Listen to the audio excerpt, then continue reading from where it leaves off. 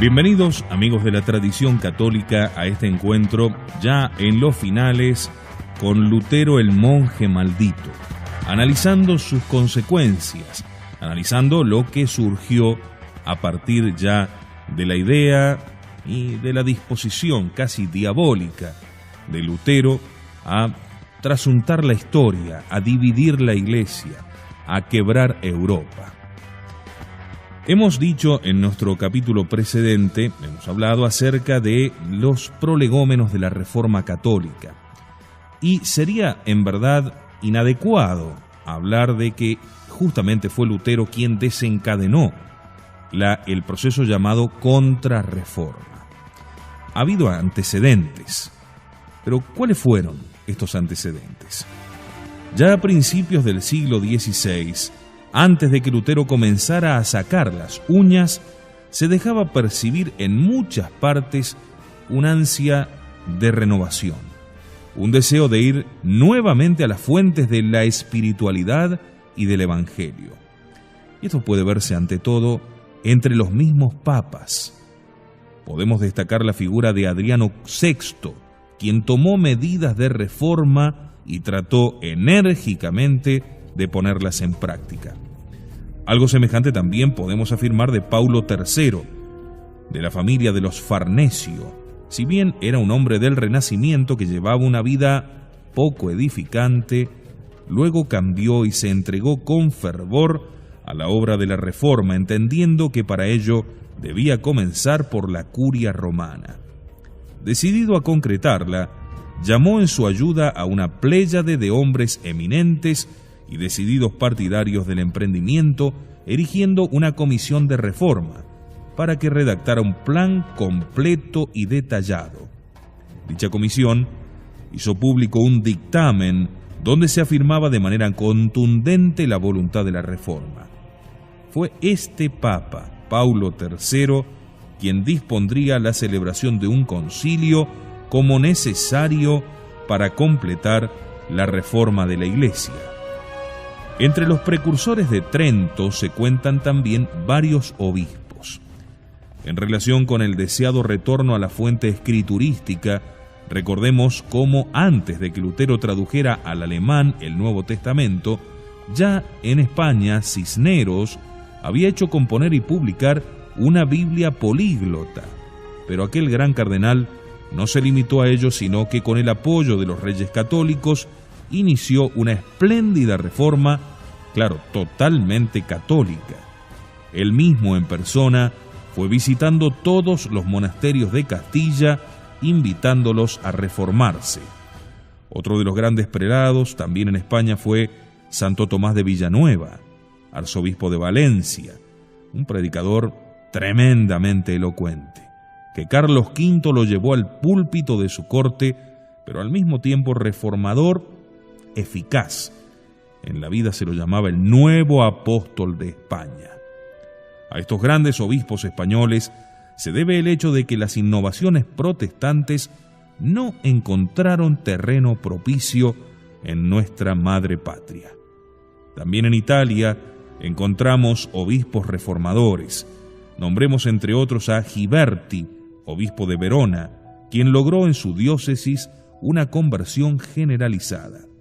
Predicando con el ejemplo, este santo varón vivía en su palacio como si fuera un monje. Siempre en camino, recorrió todas las parroquias de su diócesis, removiendo a los sacerdotes indignos y animando a los remisos. Así logró que su clero volviera a la moral y a la disciplina, con el consiguiente progreso entre el pueblo cristiano. Cuando tenía que ausentarse, encargaba a un grupo de vicarios foráneos que hicieran cumplir sus disposiciones previamente distribuidas en el clero. Dichas disposiciones fueron tan atinadas que muchos de sus artículos pasaron literalmente a los cánones del Concilio de Trento. Así como en España e Italia, hubo también grandes obispos en Alemania e Inglaterra. Igualmente, desde el interior de las órdenes y congregaciones religiosas, tan cuestionadas luego por Lutero y sus secuaces, brotaron en las primeras décadas del siglo XVI varios conatos de renovación. Casi no hubo orden antigua que en los 40 años que precedieron al Concilio de Trento no se autorreformara, cuando era necesario hacerlo. El proceso fue casi el mismo para todas ellas.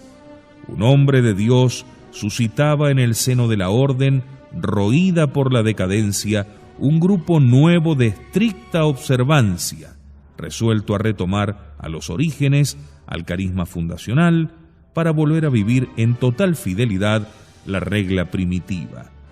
Tras diversas dificultades, el pequeño grupo llegaba a prosperar y a imponerse. Veamos lo que sucedió en las ordendicantes, de las que se burló tan tremendamente Lutero. Los dominicos se pusieron al trabajo sobre todo en el campo intelectual, como se mostró especialmente en España, donde Fray Francisco de Vitoria, maestro de Salamanca, dejando de lado ciertos barroquismos escolásticos, logró que el tomismo floreciera. Sus discípulos, Melchor Cano y Domingo Soto, continuaron su obra. También este anhelo reformador se manifestó entre los franciscanos, con los frailes llamados recoletos.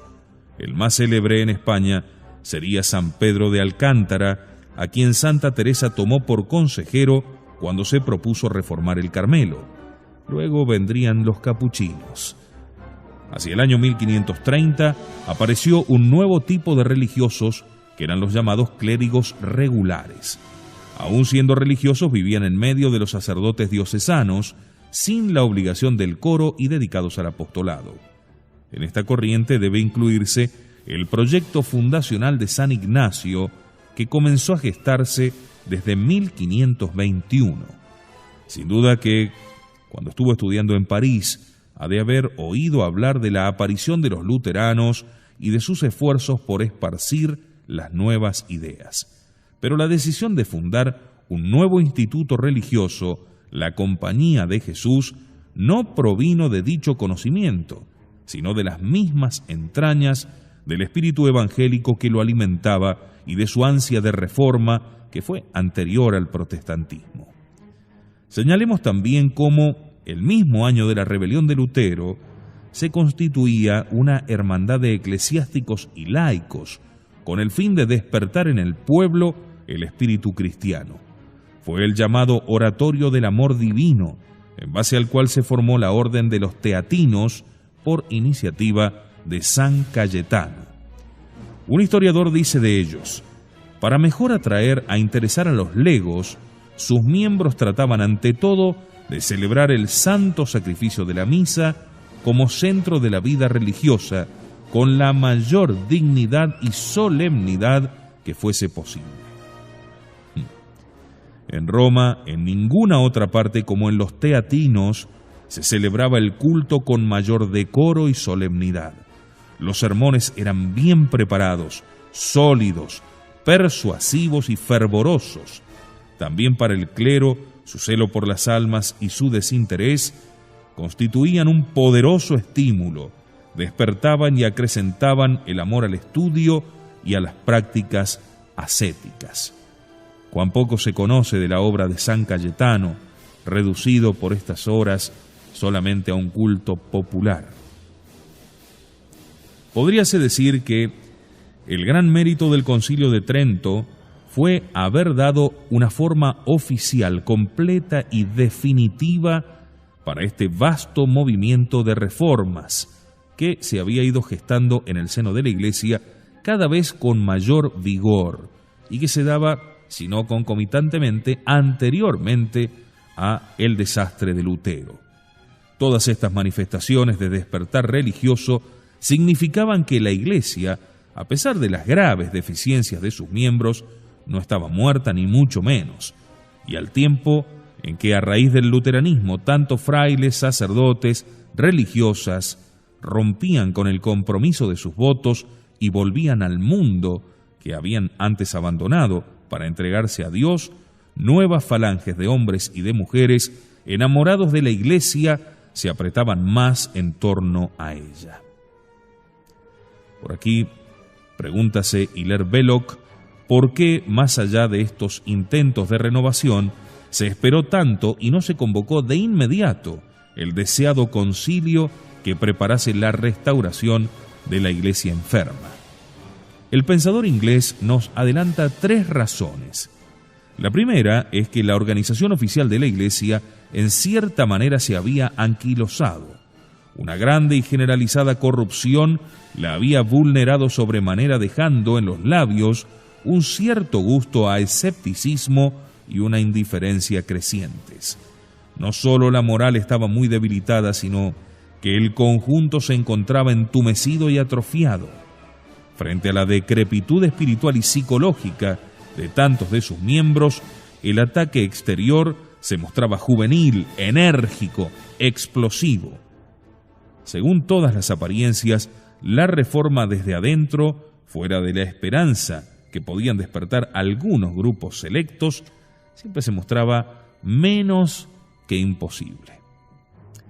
Los enemigos de la Iglesia no hubiesen triunfado tanto si los funcionarios eclesiásticos de principios del siglo XVI, tocados por ese espíritu decadente del renacimiento mundano, se hubiesen adelantado para denunciar sus propias culpas, esa vida frívola, esas costumbres impuras, etc.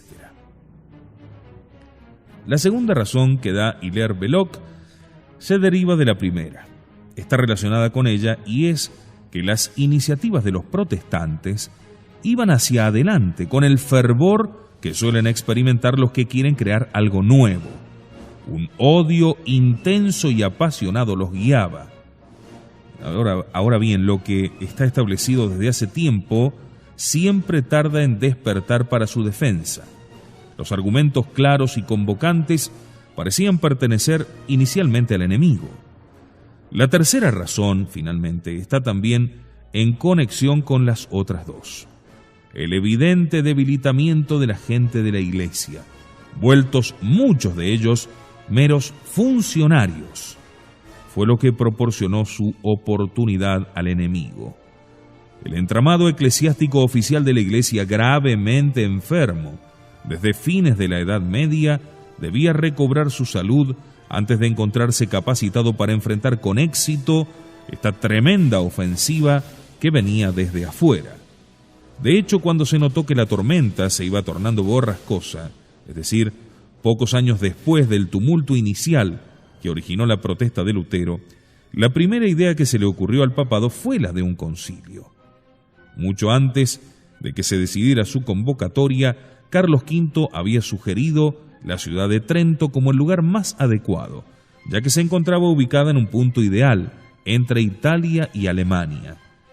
¿Por qué esa idea no se concretó, sino que quedó flotando en el aire y solo se llevó a cabo 40 años después de la primera propuesta del gran emperador? Bueno, algunas razones ya las hemos mencionado. Mientras tanto, los acontecimientos políticos se habían puesto espesos. Alemania se encontraba dividida en dos partes, una de las cuales, la reformada y anti-imperial, estaba dispuesta a negociar sin escrúpulos con todos los enemigos de Carlos V, cualesquiera fuesen. De hecho, los príncipes protestantes no cesaban de tejer alianzas, aunque envalentonados por Francisco I, que les envió un embajador, y por Enrique VIII, que les concedió subsidios. Sin embargo, no se decidieron a entrar en acción.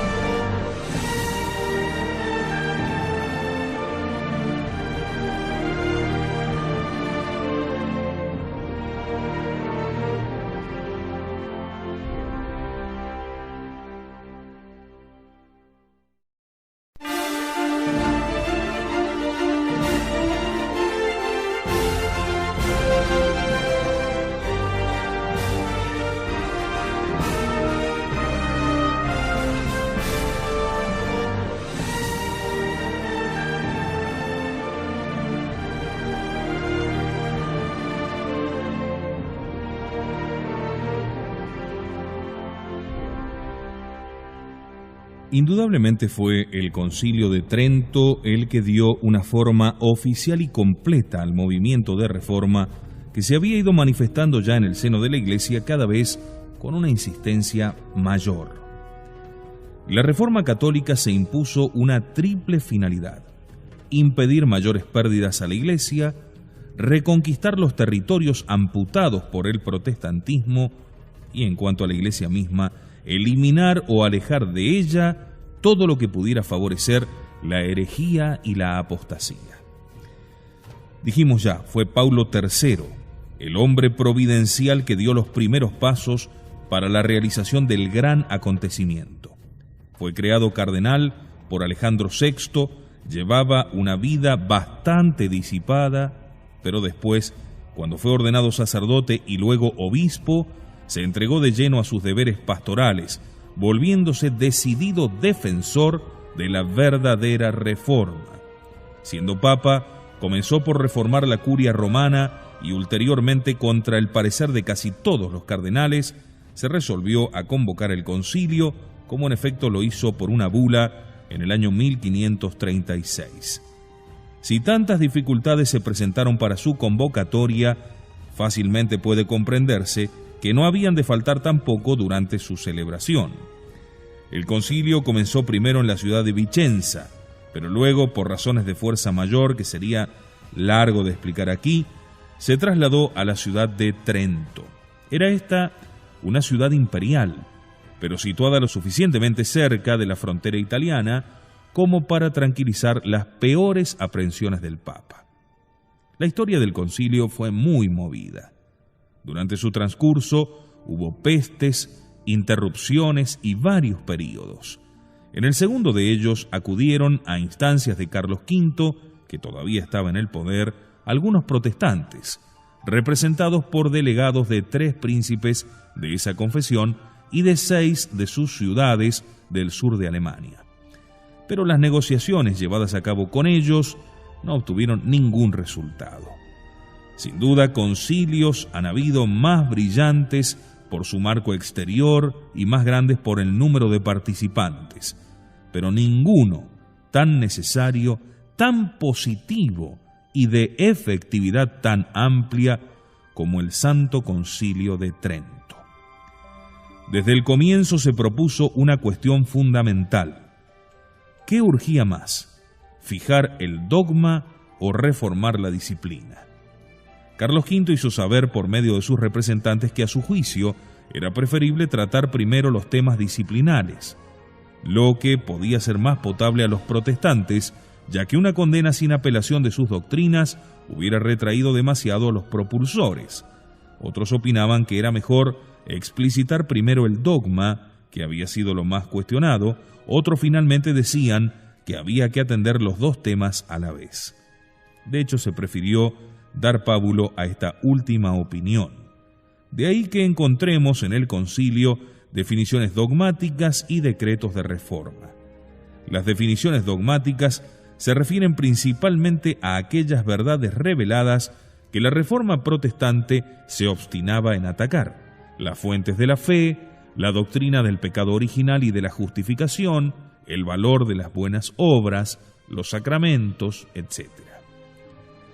Estas decisiones se presentaban en forma de cánones o fórmulas breves que definían con la mayor precisión el dogma de que se trataba, especialmente en sus puntos más controvertidos por aquellas horas, seguidos, claro, como debe hacerse en un concilio, de anatemas para quienes se empeñaran en sostener lo contrario, es decir, condenas. El concilio tendría siempre en el horizonte la posible vuelta de los protestantes al redil. Si bien la respuesta de los mismos sería negativa, frustrando esta aspiración, sirvió al menos para consolidar la unidad doctrinal de la Iglesia, exponiéndose las verdades de la fe en fórmulas claras, firmes, de fácil comprensión. Por eso justamente es tan anómalo el Concilio Vaticano II, que fue todo lo contrario: definiciones ambiguas, liberales, difíciles de memorizar y de leer. En cuanto a los decretos de reforma, de aquella reforma tan ardientemente deseada, eran de índole disciplinar y no estaban seguidos de censuras. Así pues, con los decretos dogmáticos por una parte y con los de reforma por otra, realizó el concilio la obra que entonces se necesitaba. Ciertamente no pudo ya impedir que quedara roto el bloque de la cristiandad, pero con sus decretos dogmáticos puso un muro firmísimo en defensa del patrimonio doctrinal católico, y con los decretos de reforma contribuyó eficazmente a la completa renovación de la Iglesia, la cual inició desde aquel instante un movimiento de avance y de reconquista. No fueron numerosos, por cierto, los padres conciliares, pero varios de ellos, aparte de los legados, eran figuras de extraordinario relieve. Así, por ejemplo, el afamado obispo de Jaén, Pedro Pacheco.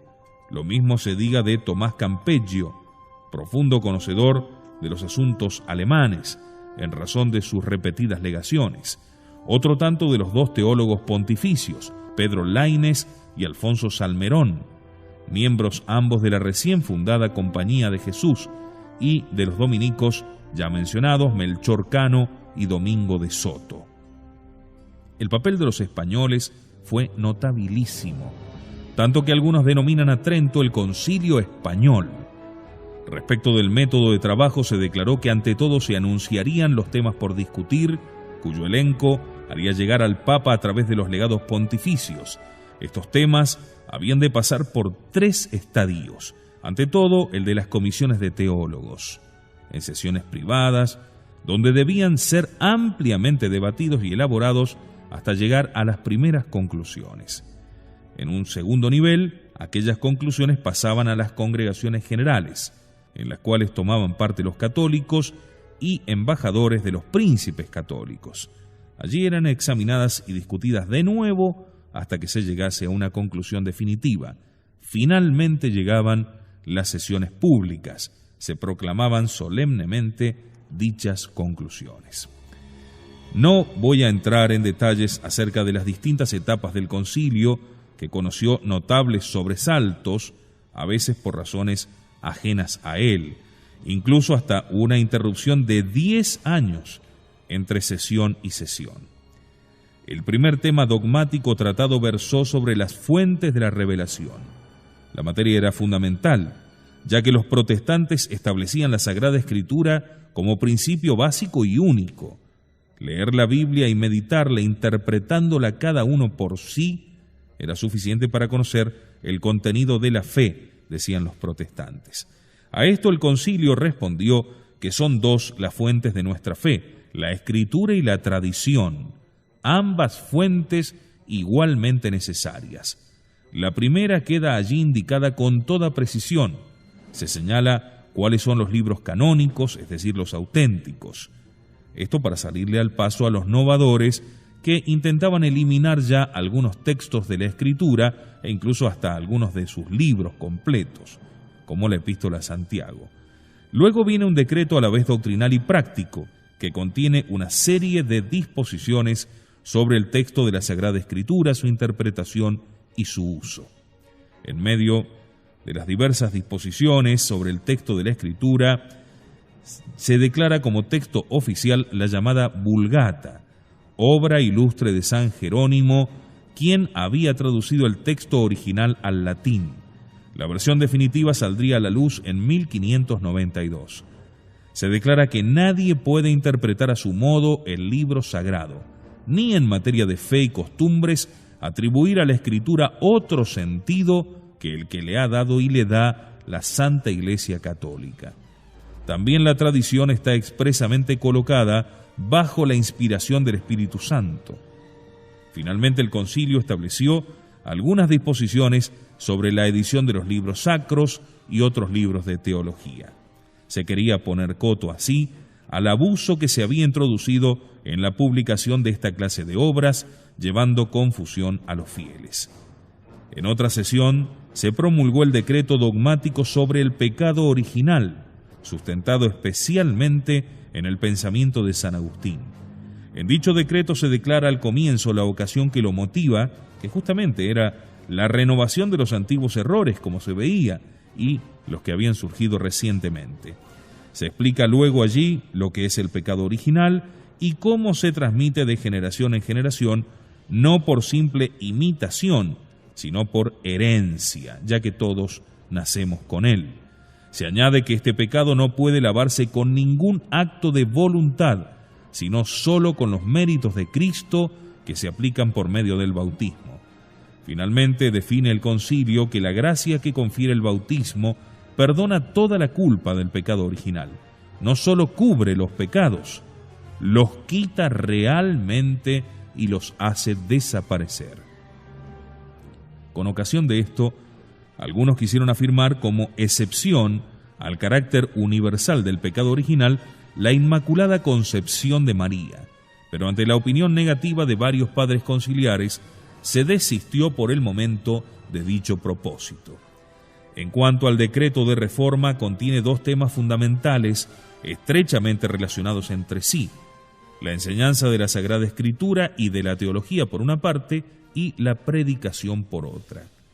Considerando la acusación protestante de que la Iglesia había abandonado la enseñanza y el conocimiento de la Escritura, se prescribe a los prelados establecer cátedras de teología y de Sagrada Escritura en todas las catedrales y casas religiosas, debiendo enseñar asimismo a los fieles en general.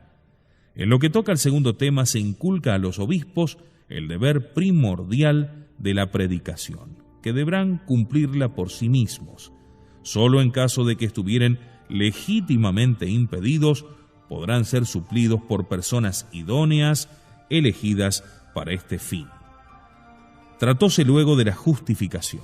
Bueno, este era el punto candente de toda la Iglesia. Más allá de refutar la doctrina protestante, dependía de este punto toda la obra de la Reforma Católica. Como señala el padre Bernardino Llorca, justamente en esos momentos en que el emperador entraba en combate con los príncipes protestantes de la Liga de Esmalcalda, un combate que terminó con la victoria de los católicos, un ejército selecto de teólogos y obispos entablaban en Trento la más decisiva batalla contra la ideología protestante, hasta llegar a la victoria que supone este decreto sobre la justificación. Lutero y Calvino no confiaban de modo alguno en el hombre. El concilio sí, porque sabía que el hombre lleva en sí una imagen inefable, que por muy desfigurada que esté, no ha quedado anulada, como le sucedió a aquel hombre de la parábola que bajaba de Jerusalén a Jericó. No fue muerto por los que lo asaltaron, sino que solo quedó malherido. Ello no quiere decir que el hombre esté indemne del pecado, como lo señaló reiteradamente el concilio cuando trató del pecado original, sino que ha quedado, según la célebre expresión de San Agustín, herido en lo natural, despojado en lo sobrenatural. Lo que Dios le pide al hombre es que coopere en la obra de su salvación, ya que no es un ser inerte.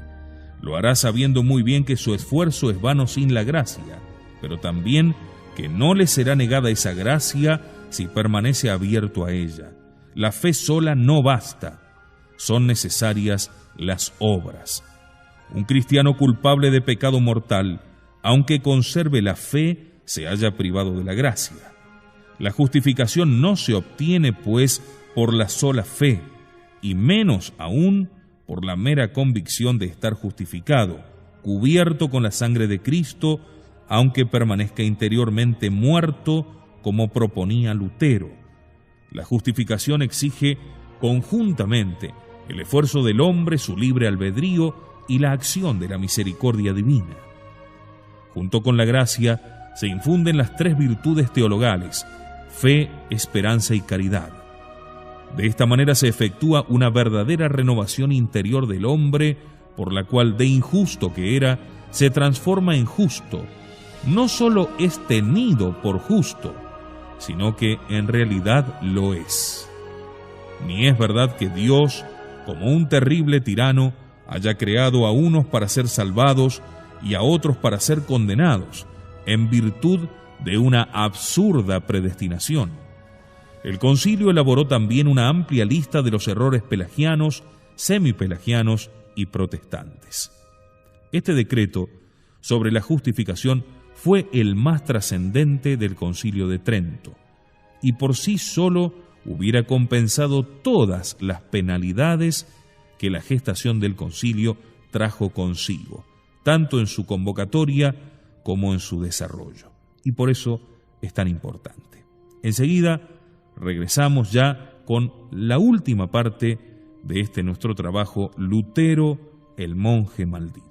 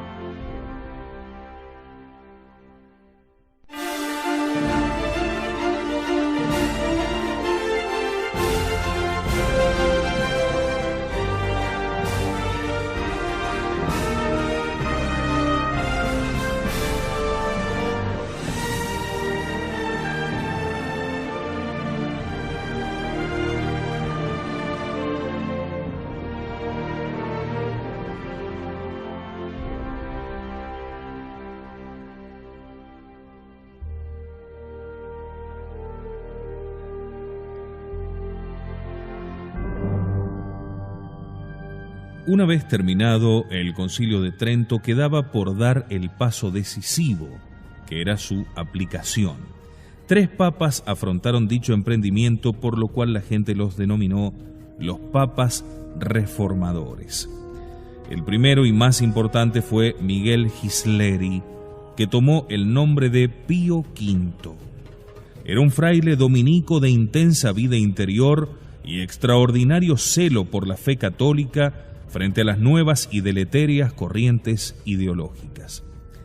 Desde el principio se entregó de lleno a los 2 objetivos que se habían propuesto: la reforma de las costumbres según los decretos tridentinos y la defensa de la fe combatida en todas partes. En lo que concierne al primer punto, comenzó reformándose a sí mismo, como lo había postulado el concilio, ofreciendo el más vivo y austero ejemplo de espíritu religioso, y esmerándose en preocuparse por los pobres, entre quienes distribuyó las grandes sumas que otros papas habían dedicado a banquetes y fiestas. En el primer consistorio que siguió a su elección, pronunció un discurso realmente definitorio. Dice: «No paralizaremos el progreso de la herejía, sino moviendo el corazón de Dios. Corresponde a nosotros, luz del mundo y sal de la tierra, llevar la caridad a los espíritus y animar los corazones con el ejemplo de nuestra santidad y de nuestras virtudes». Y por cierto que no se quedó en palabras. Pronto Roma supo que el nuevo papa vivía en una celda monacal, no bebía más que agua y se pasaba horas enteras en oración ante el Santísimo. Se abocó a sí mismo al mejoramiento espiritual del pueblo y la reforma de las costumbres, luchando contra las fiestas inmorales y procurando con energía suprimir todo tipo de usura, para lo cual creyó conveniente relegar a los judíos a guetos y barrios propios. La reforma de la curia romana incluyó la supresión total del nepotismo. En adelante, el Papa escogería los nuevos cardenales y obispos, entre los que sobresalían principalmente por sus cualidades morales. Esto fue un golpe de timón decisivo, ya que una buena parte de los dignatarios eclesiásticos se consideraban más como príncipes seculares que como pastores religiosos. Urgió también el Papa el cumplimiento de la ley de residencia de los obispos, en que tanto había insistido el concilio. Se advirtió a los recalcitrantes que si permanecían en Roma corrían el riesgo de ir a parar al castillo de Sant'Angelo, es decir, al calabozo. La providencia le deparó para todo ello el ejemplo admirable de San Carlos Borromeo, cuya actividad reformadora sirvió de modelo para otros muchos prelados. Al mismo tiempo, el Papa se preocupó por la mejora de las órdenes religiosas. Para dar cumplimiento a los decretos tridentinos, San Pío V llevó a término la redacción y ulterior publicación del célebre Catecismo, conocido como el Catecismo Tridentino o Catecismo de Pío V. De hecho, existían ya algunos catecismos, pero por lo general estaban destinados al pueblo y a los niños. El nuevo catecismo, profundo y claro a la vez, tenía por destinatarios el clero y el pueblo en general. Juntamente con la enseñanza de la verdadera doctrina, debía ordenarse el culto y la liturgia católica. Por ello, siguiendo igualmente el encargo recibido en Trento, quiso San Pío V publicar una nueva edición del Oficio Divino, que necesitaba ciertamente de reforma. Estaba demasiado abultado e incluso contenía himnos mitológicos del gusto renacentista. También promulgó el Misal Romano. Hubo además una cuarta publicación de la que se habla menos, entendiendo este gran Papa Dominico que el pensamiento de Santo Tomás podría ser la base más sólida para reedificar la Iglesia. Como una mole estaba frente a dos tempestades, tras proclamar al Aquinate doctor de la Iglesia, dispuso que 2 teólogos preparasen una edición definitiva de la Suma Teológica, de modo tal que pudiera ser enseñada en las universidades. Como vemos, la importancia es total. Pero entre tanto no olvidaba el Papa otros objetivos de su pontificado, cuáles eran la defensa de la fe y la respuesta al peligro turco. Para ello tuvo que enfrentarse de manera decidida, ante todo con el protestantismo, que había hecho grandes progresos en Alemania, Suiza e Inglaterra, y amenazaba apoderarse de Francia y de los Países Bajos, y también con el Islam, que acosaba peligrosamente a la cristiandad. En lo que toca a la lucha contra el protestantismo, es evidente que su acceso al trono pontificio levantó un dique de contención al avance aparentemente invicto de los novadores en el centro y norte de Europa, particularmente en los Países Bajos, Francia e Italia. A los príncipes en estado dubitativo los exhortó a definirse de una vez, volviendo plenamente al seno de la Iglesia, a promover en sus países la reforma católica y a luchar con todos los medios a su alcance contra la herejía. En Alemania, Maximiliano II, que parecía inclinado a concesiones ciertamente peligrosas, poniendo en pie de igualdad a católicos y protestantes, fue directamente frenado por el Papa con una amenaza de excomunión. En los Países Bajos, el duque de Alba, que luchaba contra los protestantes, recibió el aliento de San Pío V y su bendición. En Polonia, Segismundo II, cuya situación en el trono era débil, trataba de reconducir a su pueblo a la fe romana. El Papa lo ayudó todo lo que pudo. En todas estas naciones logró su objetivo, preparando el posterior contraataque. Mucho más difícil, claro, se presentó la situación en Inglaterra. Como la reina Isabel estaba firme en el trono y no parecía cejar en sus propósitos anticatólicos, el Papa la excomulgó, esperando así quebrantar su poder y ayudar a la resistencia católica. Es probable que la época no estuviese predispuesta para un acto de este género, tan del espíritu medieval. Históricamente fue en esos tiempos la única excomunión de un príncipe. Por lo demás, tuvo un efecto contraproducente, ya que la reina se afianzó en el poder, retomando con nuevos bríos la persecución a los católicos. Mucho más eficaz fue la labor de San Pío V en Italia, donde encontró el apoyo de los príncipes, y también en España, donde la Inquisición secundó sus propósitos. Quizás su política fue más exitosa en lo que toca al Islam, ya que logró volcar a una parte importante de la cristiandad en la campaña contra los turcos, envalentonados estos con las grandes victorias de Solimán el Magnífico. Bajo el reinado de su hijo Selim III, se propusieron conquistar la isla de Chipre para invadir después a Italia, con la clara intención de llegar hasta la misma Roma. Ante este peligro, el Papa logró constituir la Santa Liga, formada por Venecia, España y la Santa Sede.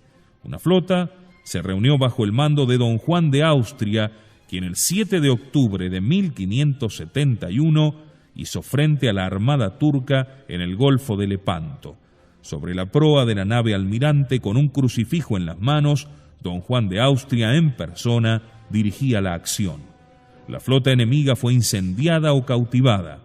A bordo de un navío de los vencedores se encontraba un soldado herido con el brazo dislocado. Era Miguel de Cervantes, quien cantaba con sus compañeros el Te Deum de la victoria.